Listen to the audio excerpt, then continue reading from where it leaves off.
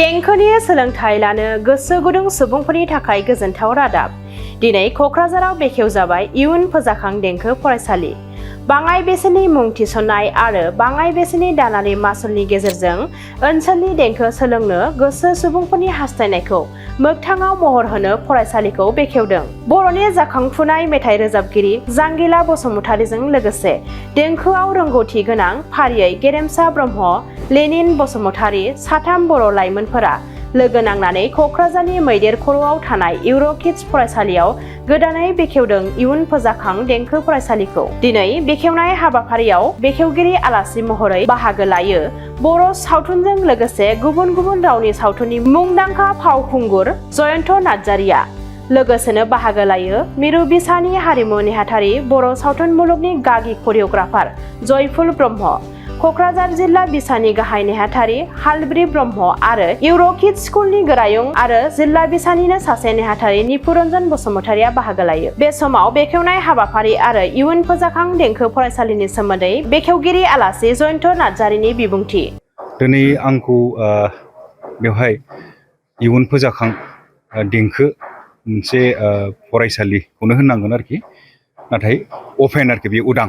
बेवहाय गाहाय आलासि महरै बेखेवनो लेंहरनायखाय आं गावखौनो जोबोद गोजोननाय मोनदों। बिथां गासै फोरोंगिरि आरो गासै स्कुलनि टिम बिथांमोननिसिम।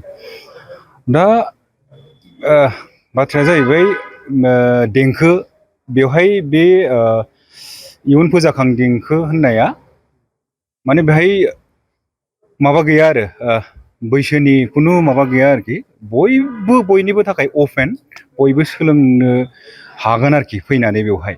सोरबा जुदि बैसो जाबाय, दासो बोरायनानै बुरिनानै मा सोलोंहैबावनो मानो बिदि होनानै थानो, बिदि नङा। दा माने बेफोरबायदि सोलोंनाया माने बैसोनि खुनु माबा गैया, सिमा गैया। दा बेखायनो आङो खावलायो जाय बिथांमोनहा सोलोंनो आद्रा थाबोदों, माबा मोनसे दिन्थिनो आद्रा थाबोदों, बे बिथांमोना बे फरायसालियावहाय फैनानै सोलोंफैनो हागोन आरोखि। दा जोंनि क'क्राझारावहाय बेबायदि उफ्रा माने मिउजिकनि बा देंखोनि बा डान्सनि बेफोरबायदि फिसा फिसा सोलोंथाइया गैया, खम। एरिया नायै एरिया गुवार नालाय क'क्राझारावबो। बेबायदिनो मोनसे फाइन आर्ट्स कलेज दङ। बे फाइन आर्ट्स कलेजआ मोनसे एकाडेमिक जाहैबाय नालाय, बेयाव सोलोंनो थाखाय मोनसे नोङो जेनेबा प्रपार इडुकेसन मोनसे लानांगौ जानानै फैयो। दा नैबेयावहाय जोङो सोरबा माने जायनो गोसो जानाय आरोखि, बिथांमोनहा एडमिसन लाफैनो हागोन आरोखि। बेहाय जोंनो मोनसे मेट्रिक पास जालायनांगोन, पिअ पास जालायनांगोन बिदि नङा। बैसो बारबाय, हाबा जाबाय, गथ' गथाय दङ, मारै थांनो, बोरायबाय बुरिबाय मारैबाय बिदि नङा। गासिबो बोराय बुरै माने सोरबा माने आद्रा थानाय आरोखि, जायनाखि सोलोंनो आद्रा थानाय, बेफोरो माने बेवहाय फैनानै सोलोंफैनो हागोन आरोखि। जिहेथु जोंनि माखासे हारिमुआव रोंगौथि गोनां लाइमोनफ्रा बेबायदि इनिसियेटिभ एबा बेबायदि अपरचुनिटि होदों, बिथांमोननिसिम मा बुंनो सानो नोंथाङा? बाख्नायथाव, गोग्गाथाव।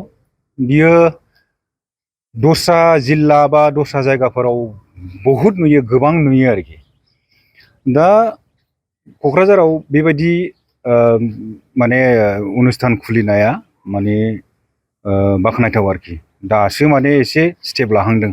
सोरबा बिदिनो खुलियो, बन्द' खालामो, बहायबा माने जायगानि थाखाय सोलायनांगौ जानानै फैयो, माने फिक्स माबा जायगा गैयिनि थाखाय।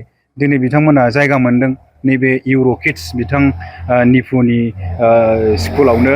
सेटारडे सानडे बेवहाय लादों, सप्तायाव खननै। बेवहाय माने फुंनिफ्रायनो लानानै सानसे फोरोंनाय जागोन, सोलोंफैनो हागोन।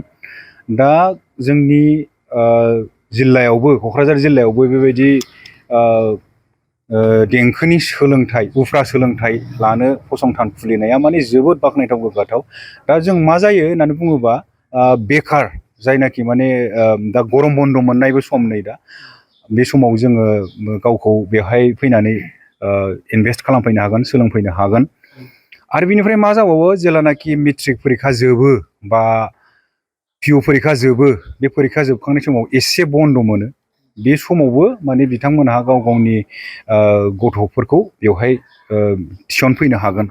बेयो मोनसे गाव गावनि सोलोंनाय कला कृष्टि हबि बेल' नङा बेजोंबोथ' केरियार बानायनो हायो आजिखालि बहुद माने टिभिफोरावबो लाइभ श' बेफोरबायदि रियेलिटि श' बेफोरबायदि प्रग्रामफोरावबो थांनो हाबाय इसिबां थांबावनांगौ थाङाखै दा बेफोरबायदिनो सोलोंथाइ लायै लायै थाङोबा माने मोजां आरोखि सोलोंथाइ लानानै थांनाया मोजां मोनसे गोजोनथाव रादाब क'क्राझार सहरनि साई मन्दिरनि साखाथियाव R&B र'ड वार्ड नम्बर 6 आव थानाय ब्रह्मानन्द ITI क'क्राझारआ नोंथांमोननि थाखाय लानानै फैदों मोनसे सनानि खाबु आथिखालनि बादायलु मुगायाव नोंथांखौ साख्रिनि थाखाय साखाफारा खालामनो ब्रह्मानन्द ITI क'क्राझारा गासै मोनबा भकेशनेल कर्स लानानै फैदों आरो बे मोनबा भकेशनेल कर्सफोरा जादों electrician course 2 years course stenography 1 year course COPA computer operating and programming assistant 1 year course beauty and wellness 1 year course, sewing technology 1 year course. Beauty and wellness आरो sewing technology आव नोंथाङा बेसेनाङै मुं थिसननो हागोन। ब्रह्मानन्द ITI क'क्राझाराव highly qualified faculties दं आरो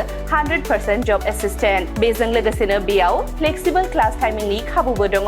बेयाव CIPET, टुल गुवाहाटी बायदि नेशनेल इनस्टिट्युटफोराव एजुकेशनेल टुरनि थाखाय लानानै थाङो आरो रेलवे वर्कशप, बङाइगाव, APDCL बायदिफोराव इन्टार्नशिपनि थाखाय दैथायहरनाय जायो।